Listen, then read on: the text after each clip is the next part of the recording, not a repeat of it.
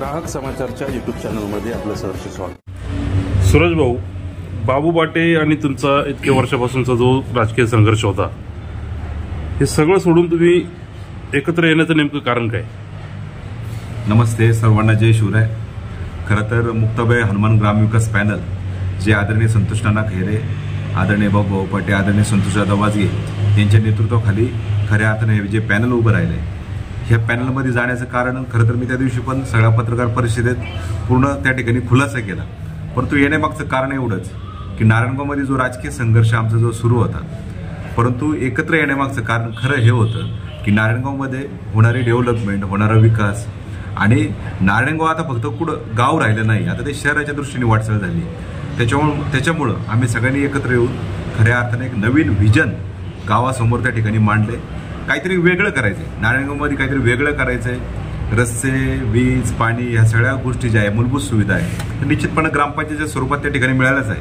परंतु या पलीकडे आपल्याला काहीतरी करायचंय, म्हणून खऱ्या अर्थानं आम्ही एकत्र आलो। त्याच्यामध्ये मेडिकल फाउंडेशन असेल, त्याचप्रमाणे मल्टी स्पेशालिटी हॉस्पिटल असेल, जे सरपंचांनी त्या दिवशी संकल्पना जी मांडली, आणि मेडिकल फाउंडेशनच्या माध्यमातून आज नारायणगावमध्ये जे सर्वसामान्य कुटुंबातील ज्या तरुणांचा त्या ठिकाणी अपघात होतो, पुढं हॉस्पिटलला त्या ठिकाणी ॲडमिट करावं लागतं, ज्यावेळेस उपचारासाठी ज्यावेळेस पैसे नसतात, त्यावेळेस घरच्यांची काय अवस्था होती आम्ही जवळून पाहिलं। शेवटी आम्ही पण आरोग्य क्षेत्रात काम केलेलं मी कार्यकर्ता आहे, आणि त्याच्यामुळं त्या घरच्यांची काय तगमग होती, आणि ज्यावेळेस आपला घरातला कुठलाही पेशंट हॉस्पिटलला असतो, पुण्यासारख्या हॉस्पिटलला त्या ठिकाणी ॲडमिट असतो, आणि त्यावेळेस आर्थिक परिस्थिती नसताना त्यावेळेस त्या पेशंटवर उपचार करायचे असतात, म्हणून आम्ही कुठेतरी मेडिकल फाउंडेशन आई मुक्ताई देवीच्या नावाने त्या ठिकाणी मेडिकल फाउंडेशन सुरू करणार आहे। आणि निश्चितपणे हे सगळं एकत्र येऊनच या ठिकाणी हे काम होऊ शकतं, म्हणून आम्ही सगळ्या गोष्टी राजकीय बाजूला ठेवून की गावासाठी, निश्चितपणे सगळ्या आपल्या तरुणांसाठी, आपल्या गावासाठी निश्चितपणे आपण काहीतरी एकत्र आलं पाहिजे, याच्यातून काहीतरी एक वेगळं उभारलं पाहिजे। दुसरं कारण असं की नारायणगावमध्ये स्वर्गीय विठाबाई नारायणगावकर असेल यांच्या नावाने आपल्याला त्या ठिकाणी नाट्यगृह उभं करायचे। ही संकल्पना मांडत असताना मी एक जबाबदारीने त्या ठिकाणी सांगतो, आदरणीय संतोष नाना असेल, सरपंच असेल व सगळेच आमचे त्या ठिकाणी मान्यवर असेल, यांच्या मार्गदर्शनाखाली एक आम्ही नाट्यगृहाची निर्मिती करणार आहोत। जुन्नर तालुक्यात आजही एकही नाट्यगृह नाही, याची खंत आहे। आज नारायणगाव ही तमाशा पंढरी, ही कलावंतांची पंढरी, आणि जर आपले नारायणगावमध्ये असेल किंवा परिसरातील असेल अनेक असे प्रेक्षक आहे जे नाटक पाहण्यासाठी, चांगली चांगली नाटकं पाहण्यासाठी पुण्याला जातात, बालगंधर्वला जातात, मुंबईला जातात। माझ्या लहानपणी पण मी अनेक नाटकं पाहिली। रायगडाला जेव्हा जाग येते असेल किंवा वराड निघाले लंडनला, ही सगळी नाटकं पाहण्यासाठी अनेक नारायणगावकर पुण्यासारख्या ठिकाणी जात असतात। ही चांगली चांगली नाटकं आपल्याकडे आली पाहिजे, कलावंतांना ही जिवंत कला त्या ठिकाणी पाहता आली पाहिजे। आपल्या गावातील कलाकारांना एक व्यासपीठ मिळालं पाहिजे, ग्रामीण भागातील एक कलावंतांना व्यासपीठ मिळालं पाहिजे। म्हणून खऱ्या अर्थानं आमची मनापासून जी धारणा आहे की नारायणगावमध्ये काही करत असताना स्वर्गीय विठाबाईंचं निश्चितपणे पुतळ्याचं काम असेल, सुशोभीकरण असेल, हे तर आपण करूच, परंतु त्यांच्याच नावाने एक नाट्यगृह उभं करायचा आमचा मानस आहे। त्याच्यामुळं आम्ही ही सगळी मंडळी एकत्र आलोय। नारायणगावमध्ये येत असताना आपण जर पाहिलं तर नारायणगाव एक कुठेतरी वेगळ्या दृष्टीने वाटचाल करत आहे, म्हणजे नारायणगाव एक शहराच्या दृष्टीने वाटचाल करत आहे। जर आपण काहीतरी वेगवेगळ्या संकल्पना जर या ठिकाणी राबवल्या तर निश्चितपणे नारायणगाव असेल किंवा आसपासचा परिसर असेल, एक चांगला त्या ठिकाणी डेव्हलपमेंट आणि व्हिजन त्या ठिकाणी आपण निश्चितपणे नारायणगावला दिलं पाहिजे। म्हणून आम्ही मेडिकल फाउंडेशन असेल किंवा हॉस्पिटल असेल किंवा नाट्यगृह असेल, हे मी जबाबदारीने सांगतो। म्हणून आम्ही सगळ्यांनी मंडळींनी एकत्र येण्याचा त्या ठिकाणी निर्णय घेतला। राजकीय संघर्ष आम्ही जरा बाजूला ठेवला, परंतु काहीतरी आपण नारायणगावसाठी दिलं पाहिजे, काही नाही तर खारीचा वाटा, म्हणून आम्ही या ठिकाणी सगळेजण एकत्र आलोय। त्याच्यामुळं बाबू पाटे असेल, संतोष नाना असेल, आम्ही सगळ्या मंडळींनी एकत्र येऊन या ठिकाणी काहीतरी नवीन व्हिजन या ठिकाणी आम्ही नारायणगाव समोर मांडत आहोत। आम्ही आत्तापर्यंत कुणावर त्या ठिकाणी टीका केली नाही, टीका नाही केली, टिप्पणी केली नाही, वैयक्तिक आम्ही कोणावरच बोललो नाही, अजिबात काहीच नाही। फक्त जे आहे ते आम्ही व्हिजन आम्ही या ठिकाणी नारायणगाव समोर मांडत आहोत। ह्याच कारणामुळे आम्ही खऱ्या अर्थाने एकत्र आलोय। ही निवडणूक झाल्यावर तुम्ही एकत्र राहणार की निवडणुकीपुरते एकत्र नाही? खरं तर हा निवडणुकीचा विषय, हा गाव पातळीवरचा निवडणुकीचा विषय। मी त्या दिवशी पण सांगितलं, मी राष्ट्रवादी काँग्रेस पक्षाचाच कार्यकर्ता आहे, राष्ट्रवादी काँग्रेस पक्षाचाच कार्यकर्ता राहील। ज्यावेळेस आमदार साहेब, ज्यावेळेस आदरणीय शरदचंद्रजी पवार साहेबांचा निर्णय घेतील त्यावेळेस सगळ्या पहिला कार्यकर्ता मी त्यांच्या समवेत असेल। परंतु आमदार साहेबांच्या त्यांनी आतापर्यंत न घेतलेल्या निर्णयामुळं कुठेतरी ही निर्णय घेण्याची वेळ आली। माझी तर खरी ही अपेक्षा होती, ज्यावेळेस खरं तर पवार साहेब खरं तर ह्या वयात एकटे संघर्ष करतात, एक लढा करतात, एक लढा त्यांनी उभा केला महाराष्ट्रभर. आणि ह्या लढ्यात आणि या संघर्षात आपण एक कार्यकर्ता म्हणून त्यांच्या मागं ठामपणाने उभं राहिलं पाहिजे, इतकीच माझी माफक अपेक्षा आहे. आणि ह्याच गोष्टीसाठी खऱ्या अर्थानं आदरणीय पवार साहेबांचे विचार पुढे घेऊन जाण्यासाठी, त्याचप्रमाणे आदरणीय उद्धवसाहेब ठाकरे यांचे पण विचार पुढे घेऊन जाण्यासाठी, जरी तुम्ही म्हणाल की राजकीय पुढं महाविकास आघाडी तुम्ही ह्या माध्यमातून होणार का काय, तो पुढचा पुढा विषय.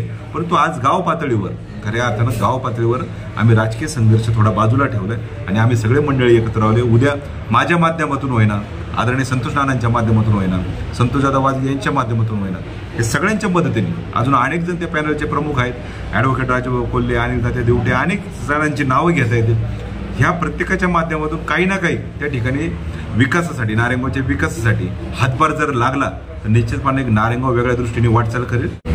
नारायणगावच्या बाबत आम्ही आजपर्यंत त्या ठिकाणी रात्री अपरात्री कुणाला कुठलीही मदत लागू द्या, आरोग्याच्या बाबत लागू द्या, हॉस्पिटलच्या बाबत लागू द्या, शैक्षणिक लागू द्या, आम्ही रात्री अपरात्री, आमचा तो नैसर्गिक स्वभाव आहे, कुणाची कुठलीही मदत लागू द्या, रात्री आम्ही 12 वाजता 2 वाजता सगळीकडे धावून जात असतो.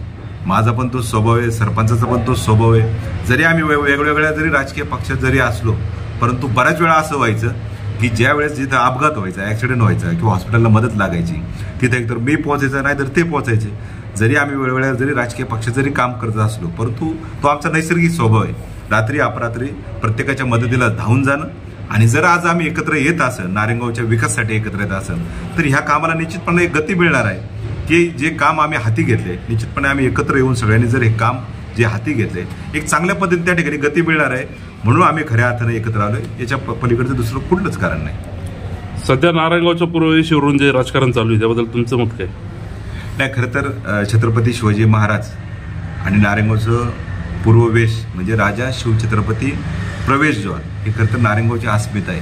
त्याचं कारण असं की ज्यावेळेस ह्या पूर्ववेशीचं काम झालं, हे भव्य पूर्ववेश हे प्रवेशद्वार नारायणगावमध्ये उभं राहिलं, त्यानंतर जे तुम्ही नारायणगावचं फिलिंग बघा, नारायणगावमध्ये आल्यानंतर तुम्ही संध्याकाळचं या, रात्रीचं या, सकाळचं या, एक वेगळंच त्या ठिकाणी नारायणगावच्या बाबत एक फिलिंग तयार होतं.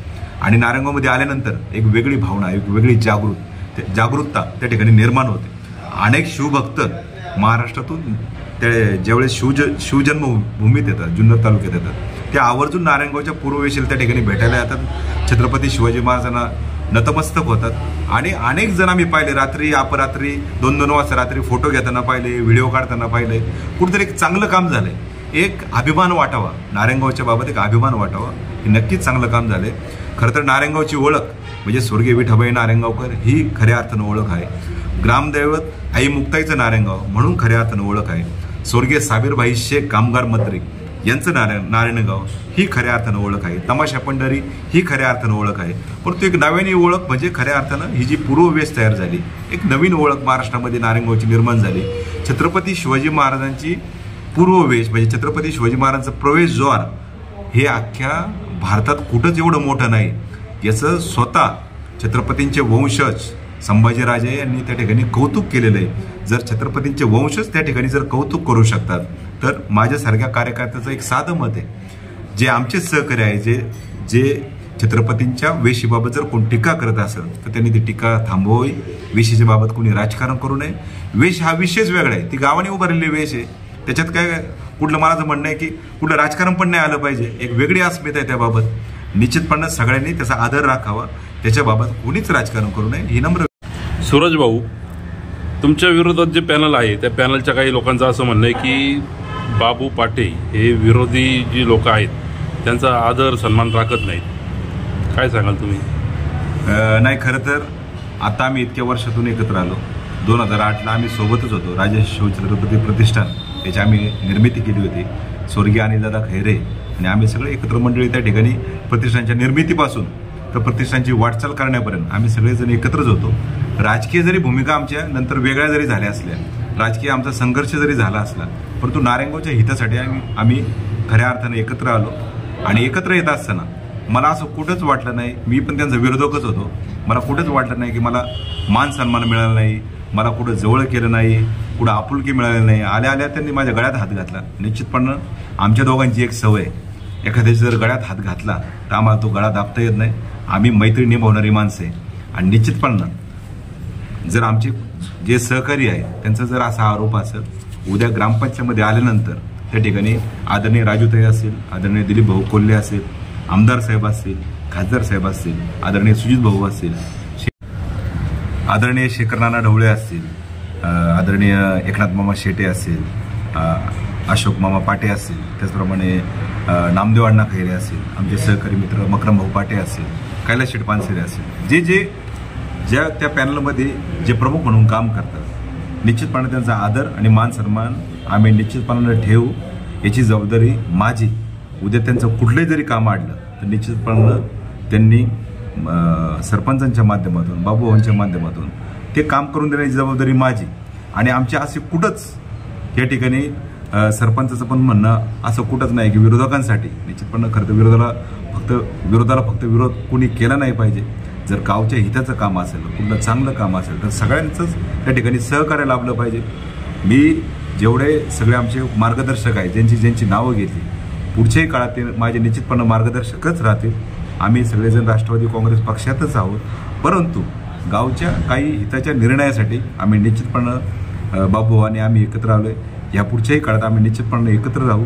खरं तर आई मुक्ताईच्या कृपेने नारायणगावचं एक वेगळं व्हिजन मांडण्यासाठी आम्ही खरं तर एकत्र आलो आहे. आई मुक्ताईच्याच कृपेने नारायणगावची वाटचाल त्या ठिकाणी पुढे घेऊन जाण्यासाठी आम्ही खऱ्या अर्थाने एकत्र आलो आहे. म्हणून आपल्याला फक्त एकच नारायणगावला एक वेगळी दिशा द्यायची, ती म्हणजे शिक्षणाच्या माध्यमातून असेल. आज आपण पाहतोय की जिल्हा परिषद प्राथमिक शाळेत अत्यंत गोरगरीब विद्यार्थी त्या ठिकाणी शिक्षण घेतात.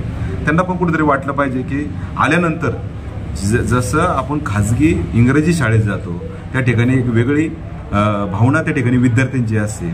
त्या ठिकाणी पालक पण विद्यार्थ्यांना सगळं प्रोव्हाइड करतात. त्याचप्रमाणे जिल्हा परिषद प्राथमिक शाळेत जे तिथले शिक्षक आहे अत्यंत तळमळीने काम करत असतात, परंतु विद्यार्थ्यांना तिथली कुठली गैरसोय होणार नाही याची आम्ही बारकाईने त्या ठिकाणी लक्ष देऊ. शैक्षणिक असेल, आरोग्य असेल, ग्रामीण रुग्णालयाचं तुम्ही पाहताय की माझ्यासारख्या कार्यकर्त्यांना आमदार साहेबांनी संधी दिल्यानंतर निश्चितपणे एक खारीचा का वाटा होईना किंवा एक मनापासून मी त्या ठिकाणी ग्रामीण रुग्णालयात त्या ठिकाणी कोणाची डिलिव्हरी असू द्या, कोणाचं काही उपचार असू द्या, मी त्या ठिकाणी तळमळतील त्या ठिकाणी काम करत असतो. आणि आपल्याला पण ग्रामीण रुग्णालयाचा त्या ठिकाणी चेहरा मोहरा बदलायचा आहे. ज्यावेळेस आदरणीय शिवाजी दादा गायकवाड मला वाटतं ते सरपंच होते त्या काळात, त्यांच्या काळात ते ग्रामीण रुग्णालय त्या ठिकाणी उभं राहिलं होतं. आणि त्यावेळेस जे ग्रामीण रुग्णालय झालं 30 वर्षापूर्वी, परंतु आज नारायणगावची डेव्हलपमेंट झाली, नारायणगाव आज शहराकडे वाटचाल आहे. म्हणून त्याचं त्या ठिकाणी 100 बेडचं त्या ठिकाणी रुग्णालय झालं पाहिजे हीच आमची या ठिकाणी मागणी आहे. आमदार साहेबांनी पण ती आरोग्यमंत्र्यांकडे मागणी केली होती. आणि मी निश्चितपणानं सांगतो श्री मुक्ताबाई हनुमान ग्रामविकास पॅनलचे सरपंचांसहित 17च्या 17 सदस्य हे भरघोस मतांनी निवडून येतील. कारण मी स्वतः प्रचारात त्या ठिकाणी प्रतिसाद पाहतोय, लोकांचा प्रतिसाद पाहतोय. कारण आमचे जे पॅनल आहे, ठीक आहे आम्ही समजा मोठे कार्यकर्ते नाही, आम्ही फाटके कार्यकर्ते, आर्थिक परिस्थिती पण आमची सगळ्यांची कुठलीच चांगली नाही, परंतु आम्ही खात्रीने सांगतो आम्ही निम्म्या रात्रीला धावून जाणारे कार्यकर्ते, अडीअडचणीला उभे राहणारे कार्यकर्ते, कुठलीही गोष्ट असू द्या त्या ठिकाणी सरपंच असू द्या, मी असू द्या, संतोष नाना असू द्या, संतोष दादा असू द्या किंवा अन्य आमचे कुठले सहकारी असू द्या, त्या ठिकाणी निम्म्या रात्रीला धावून जाणारे आम्ही सगळे कार्यकर्ते आहोत. त्याच्यामुळे नारायणगावकरने त्या ठिकाणी सार्थ विश्वास निश्चितपणे नारायणगावकर या पॅनलवर ठेवतील हाच आम्हाला या ठिकाणी विश्वास आहे. आणि या मध्यंतरी जी आपली रॅली झाली, ज्यावेळेस प्रचाराचा नारळ फोडण्यात आला, तुम्ही पाहिलं असेल की सगळा नारायणगावकर त्या ठिकाणी एकत्र आला होता. ते कुठल्या पक्षाचे कार्यकर्ते होते, कोणाचे कार्यकर्ते होते याच्यापेक्षा संबंध नारायणगावकर जे सर्वसामान्य कुटुंबातील सगळी तरुणाई असेल किंवा नारायणगावकरातील प्रत्येक घटक त्या ठिकाणी एकत्र आला होता, प्रचाराचा नारळ फोडण्यासाठी आले होते. आणि माझी खरं तर नारायणगावकरांना हीच विनंती असेल, व्यापारी वर्गाला हीच विनंती असेल, ही आपल्या तालुक्याची निवडणूक नाही आहे, ही गावची निवडणूक आहे. त्याच्यामुळे नारायणगाव जर कुणाच्या हातात जर सुरक्षित राहणार असेल तर निश्चितपणे मी हेच सांगेन की ते सरपंच बाबूभाऊ पाटे यांच्याच हातात ते सुरक्षित राहील. ज्यावेळेस तालुक्याची निवडणूक लागेल तर निश्चितपणे मी हे पण सांगेन, जसं नामदार बेंडके साहेबांनी आजपर्यंत जुन्नर तालुका सुरक्षित ठेवला तसं निश्चितपणे आमदार साहेब पण जुन्नर तालुका सुरक्षित ठेवतील याबद्दल कुठलीही शंका नाही. परंतु आज गावची निवडणूक आहे, आपल्या नारायणगावची निवडणूक आहे आणि बाबूभाऊ प्रत्येकाच्या मदतीला त्या ठिकाणी धावून जात असतात, निम्म्या रात्रीला अडीअडचणी धावून जात असतात. म्हणून सगळ्या नारायणगावकरांनी बाबूभाऊंच्या मागं भक्कमपणानं उभं राहिलं पाहिजे हेच मी या निमित्तानं सांगतो. धन्यवाद.